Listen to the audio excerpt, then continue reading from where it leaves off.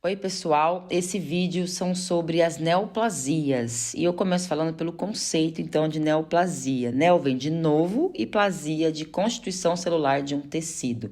Então, é uma nova constituição celular de um tecido, né?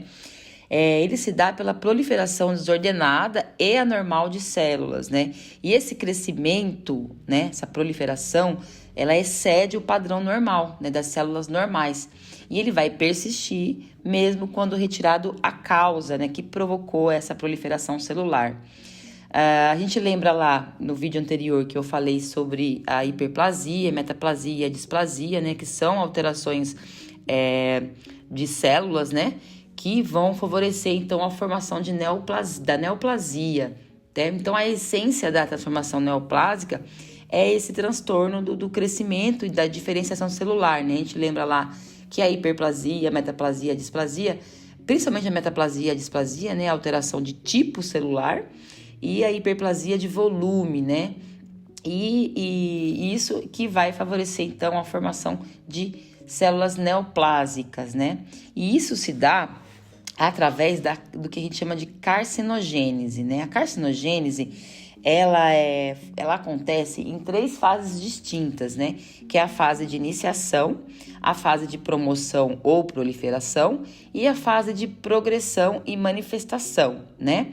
A primeira fase, que é a fase de iniciação, o que acontece é que fenômenos genéticos espontâneos nas células, né? Que fazem com que altere os pró-oncogêneses, né? Que codificam ali proteínas, né, para controle de proliferação e diferenciação celular, eles sejam inibidos, né? Então, a célula passa a não ter controle mais sobre essa proliferação e diferenciação celular, através dessa alteração no material genético da célula. Isso acontece através de agentes carcinogênicos, né? Que podem ser agentes biológicos, físicos, químicos, né? Pode ser por inflamação, diversas coisas que vão alterar, então, ali essas células, né? A segunda fase, então, é a fase da promoção, né, ou proliferação, né, que ocorre um aumento, então, dessa taxa de proliferação celular. E o que vai acontecer nessa fase é a inativação de genes supressores tumorais, né? A gente tem como exemplo lá a proteína P53, que é uma proteína inibidora de divisão celular. O que acontece é que ela não vai ser funcional, né? Com essa alteração, essa inativação desses genes supressores tumorais, vai inativar, então, essa proteína P53 que inibe a divisão celular e vai ocorrer uma divisão celular sem controle, né? Ela vai se proliferar descontroladamente.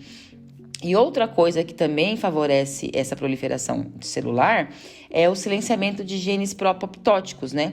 A gente sabe que a célula, quando ela está alterada, ela tem alguma deficiência ali, alguma anormalidade, ela é induzida à apoptose, né? Por esses genes pró-apoptóticos. Só que essa alteração genética na célula vai fazer com que esses genes pró-apoptóticos sejam silenciados. Então, ela não vai fazer apoptose, ela vai continuar se multiplicando mesmo estando anormal, né? E a terceira fase, que é a fase da progressão e da manifestação, é a fase de perpetuação dessas células neoplásicas, né? Então, é a fase que você vai ver a formação de uma neoplasia, né, local, ali, ou focal, né, ou localizada, in situ. E também a fase que ela vai se proliferar pelo organismo, né, através da metástase, né?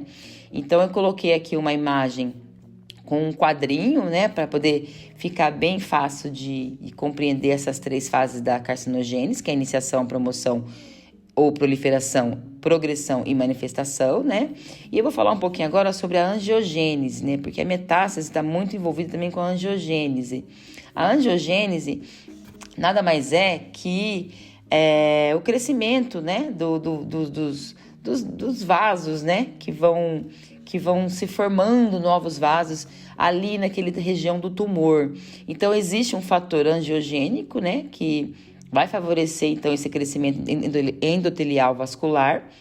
Vai haver uma vasodilatação, né, nesses vasos sanguíneos e uma migração, né, das células endoteliais e proliferação dessas células ao redor, junto, totalmente envolvida ali com esse tumor, né? Então vai ter a formação de novos vasos sanguíneos que vão favorecer e muita perpetuação desses tumores, né?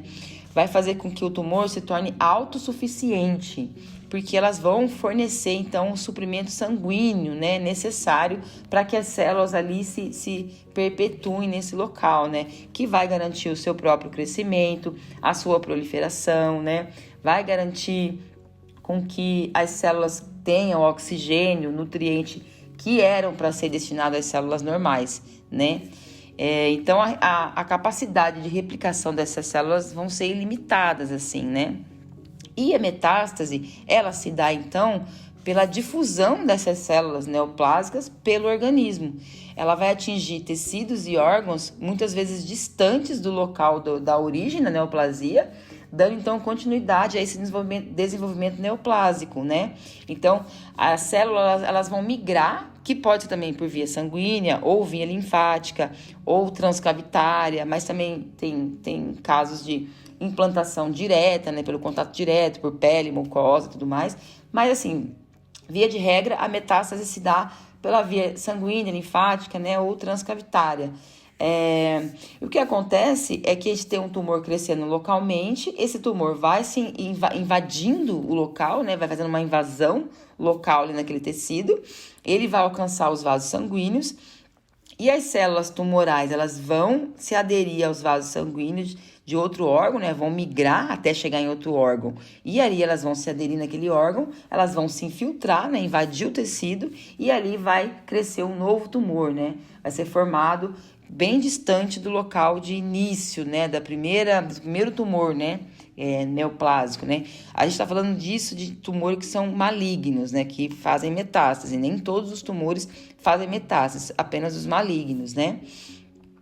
Então, a gente tem neoplasias que são de origem epiteliais, né, de células epiteliais, de células mesenquimais e células redondas, né? Eu trouxe aqui 3 slides, cada um falando um pouquinho sobre a neoplasia de célula epitelial, né?